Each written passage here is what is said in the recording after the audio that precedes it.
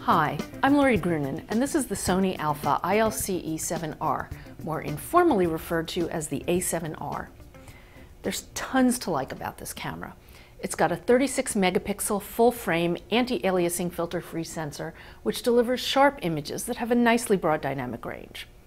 JPEGs are quite usable up through ISO 1600, and if you shoot RAW, you can push it as high as ISO 6400. Really some of the best image quality I've seen in this class. Even the video looks pretty good without the artifacts I've come to expect from sensors like this. It's also very well designed, with a sturdy magnesium alloy body, a relatively large, bright, contrasty EVF, and a bright tilting LCD. The controls are reasonably customizable, with all the frequently needed settings at or near the surface.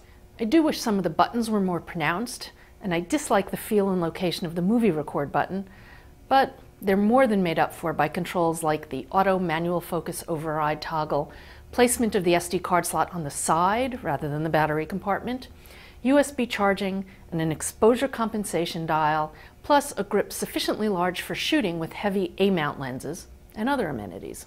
I've got few complaints about the feature set, too. While I wish it had a built-in flash, that's frequently excluded from full-frame models. In addition to the electronic viewfinder and tilting LCD, it supports Wi-Fi with NFC, along with apps from Sony's proprietary App Store. The remote shooting app is still pretty basic, though. So what's not to like? The performance. Because it uses Sony's rather sad contrast autofocus system, it's kind of sluggish and frequently has trouble obtaining a focus lock. Like most of Sony's ILCs, it takes a relatively long time to power up, and because of the high-resolution images, there's some lag before you can make changes after shooting.